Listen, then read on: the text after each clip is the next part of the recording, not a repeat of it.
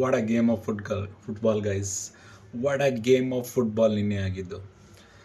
ಅಟ್ಲೆಟಿಕೋ Madrid versus Real Madrid. I wow, what a game. ಅಂದರೆ first ಲೆಗ್ಗಲ್ಲಿ ಬಂದು Atletico Madrid 1-2 ಅಲ್ಲಿ ಸೋತಿರ್ತಾರೆ ರಿಯಲ್ ಮ್ಯಾಡ್ರಿಡ್ ಅಗ್ನೆಸ್ಟು. ಇದು ಮೆಟ್ರೋಪಾಲಿಟನಲ್ಲಿ Atletico Madrid home ground. And I thought Atletico Madrid will definitely beat the Real Madrid, but no, guys. It's simple as that. Champions League, Atletico Madrid, and Real Madrid.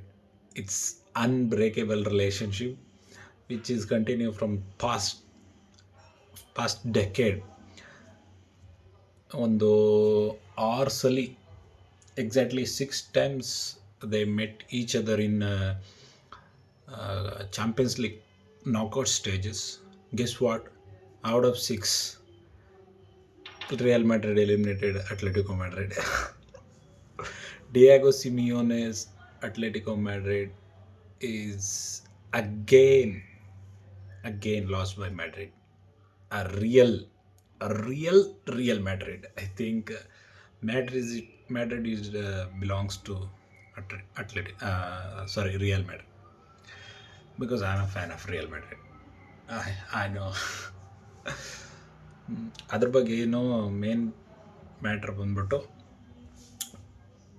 The controversy of penalty kick.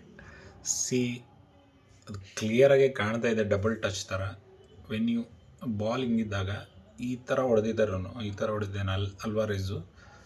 So ball ಪಂಪ್ಡಪ್ ಆಗಿ ಮೇಲೆ ಹೋಗಿದೆ. Ball ಟ್ರೆಜೆಕ್ಟ್ರಿ ನೋಡಿದ್ರೆ ಈ ಥರ ಇದೆ.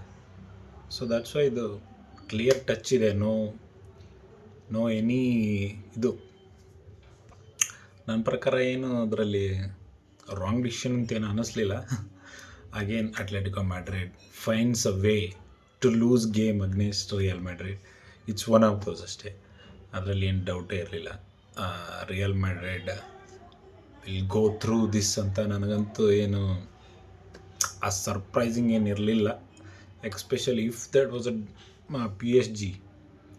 You know, PSG is a very, very good team, guys. Don't underestimate that.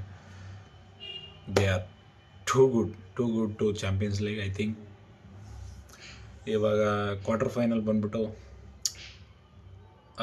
Barcelona versus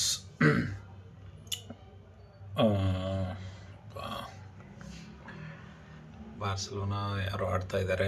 ಈ ಕಡೆ definitely Bayern Munich versus inter Milan. ಈ ಕಡೆ Aston villa against PSG. And guess what, real Madrid against Arsenal.